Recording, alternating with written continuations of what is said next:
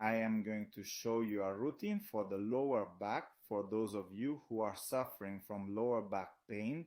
The goal is to learn how to curve and flatten the lumbar curve. You see, I have placed my hand under my back, so when I tilt my pelvis forward, it flattens my hand, and when I tilt it backward, it accentuates that lumbar curve.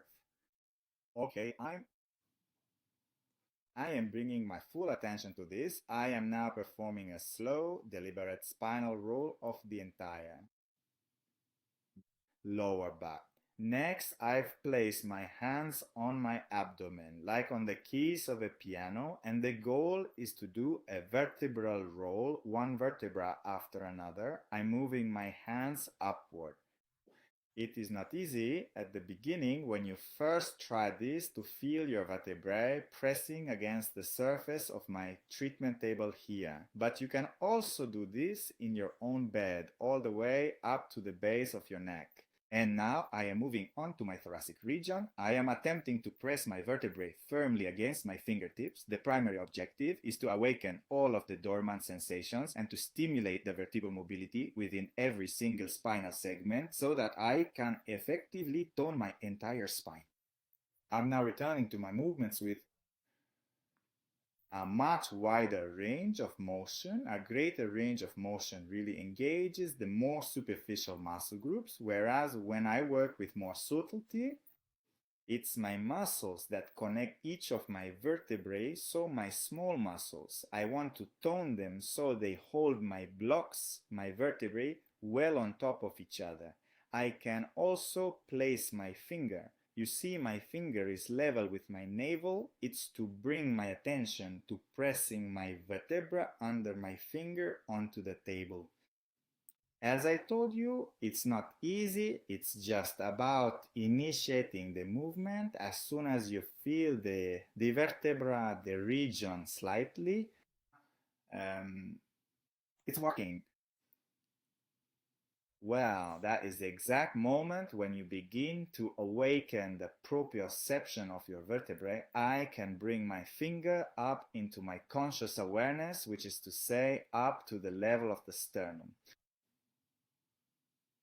And you see, the more I work my spine, sometimes I need to position my head to stretch my cervical vertebrae. So by tucking in the chin, it's going to stretch the suboccipital muscles and the muscles forming the cervicothoracic diaphragm. So the muscles that separate the thorax from the head. And I am coming back now. I am restoring the full mobility to my lumbar vertebrae. Do you see? It influences my entire spine. The more I mobilize a vertebral segment or a lumbar, thoracic, or cervical region, it has an impact everywhere else. This is a famous exercise that we often see.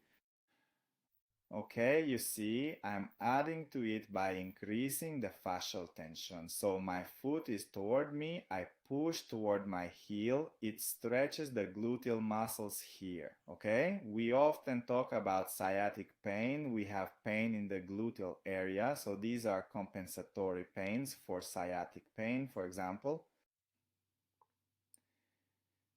I slowly go back down the slower I do it. I suggest you do it in the morning in your bed or in the evening when it's quiet. We don't have to be on a very hard surface, although it's better.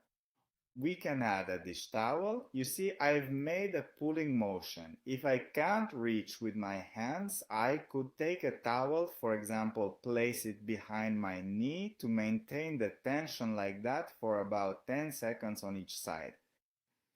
We breathe slowly. The more we breathe, the more it enhances the exercise. We are fully aware of the movements, the deep stretches, and exactly what they do within our physical body. And now I am returning once again to my gentle pelvic rotation movement. Do you see how it influences the alignment of my entire spine? So I am restoring mobility to my vertebrae. I am stretching the muscles. We'll do them later. The muscles of the cervical, not cervical, the lumbosacral junction. So the glutes, quadratus lumborum that we'll do in a bit. So I'm taking care of my vertebrae, of my muscles that connect my vertebrae in order to relieve the discomfort we can have in the lower back. When we take charge of our problem in several ways, so through several systems, well, we increase our chances of reducing the discomfort. I'm coming back after doing a few stretches, a vertebral roll, in the lumbar region. It becomes easier and easier. It's really about taking the time to do it like everyone else. We do it when we're in pain, but these exercises are very good to do for prevention. As I told you, a little routine to do in the morning, in the evening. So I ideally do the exercise twice on each side. The first time, the fibers are sometimes tighter, and the second time, after stretching, we regain range of motion, and I return between each stretch to do a few awareness checks, here at a more subtle level. Remember, the more often we do it, the more it develops our sense, the more it develops our feeling in our vertebrae. It's a bit like sitting on a ball. We used to see that. The big exercise balls, working at the office, sitting on a ball. It's those muscles too, the small muscles that connect the vertebrae. An exercise to do, a stretch, a full body twist to do, not to be done if, for example, you have a herniated disc or if you have a really tight back. I'm on my treatment table, but you could do it on your bed. Place pillows on your knees if this twist is too that is really great for you. You see, I have my knees positioned over to the right while my head is turned to the left, and the tension is further increased by my arms, which are also stretched out wide on each side. I come back to center, always making sure to return on the inhale. Then I come back once more to perform a few gentle vertebral rolls. I exhale deeply, adjust my body, keep breathing that way, then turn my head to the other side. Do you see? I breathe. So the more I inhale and exhale, my diaphragm goes up and down. I'm in a twisting movement, so the fibers of my diaphragm will work differently. So breathing is obviously more difficult this way, and that's when I say when we bring the knees up, we inhale, it helps us support the back. I am going to do a few vertebral rolls. I go slowly. At the same time, it's a moment for you to relax, to wake up in the morning. It gently wakes up the body. It prepares it for our work day, whether it's office work or physical work. Do you see? I can increase the tension by moving my arm, by going higher. It pulls. I can feel it pulling from my knee to the palm of my hand. If I do a screwing motion like I did in the finger screwing exercise, as I take a deep breath in, I gently draw my knees toward the center and perform a few slow rhythmic vertebral rolls. Move very gently, and I will reposition my neck as I feel I need to. Think about it and feel how it helps to release all that tension in your neck. Now I'll repeat this entire process one more time on each side. Another reminder, we don't do these exercises if, for example, we have a herniated disc or we're recovering from a herniated disc. It's not suggested. It's good to do as a preventive routine.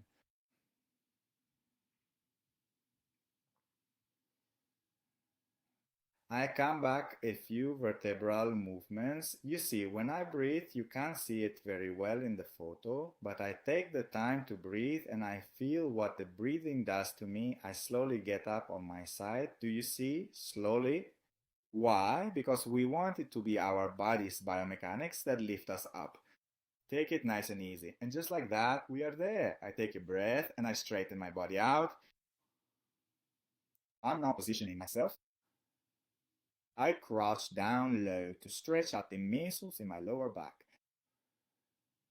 Do you see? My hands are in front. I push with the palms of my hands using the same principle as the upper limb screwing I did in another video. My chin is tucked in, my head is not relaxed, unlike the yoga positions we often see.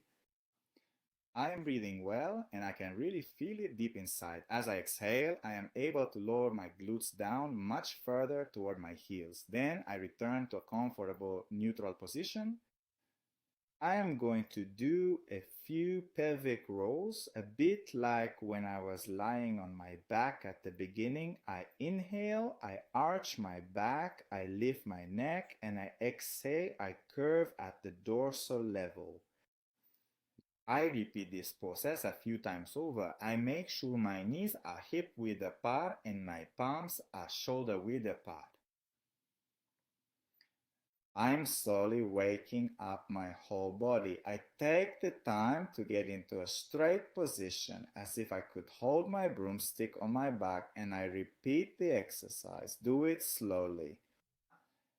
True corrections are always made in slowness. They are made in a state of presence. This sense of presence is brought about by breathing. Whenever we breathe, I say this often in class, breathing is the body's way of anchoring in the present. The famous quest we're always looking for, the present moment. Breathing allows us to be there, and I slowly get out of my bed in the morning. I can also place a pillow under my leg. You see, a bit like the osteoarticular routine I did in another video. My knee is fixed, I rock left, right. You can't see, my table is raised, but it's going to move my muscles, my abdominal contents. Here I'm doing a little example of not slumping. Make sure to breathe deeply and well in order to maintain your verticality. Please try your best not to slump. Whenever I perform this specific movement, I also become fully aware of the hip joint as it moves, as well as my lower back vertebrae, the sacroiliac joint, and my lumbar vertebrae, but I am also conscious of all the abdominal contents as well.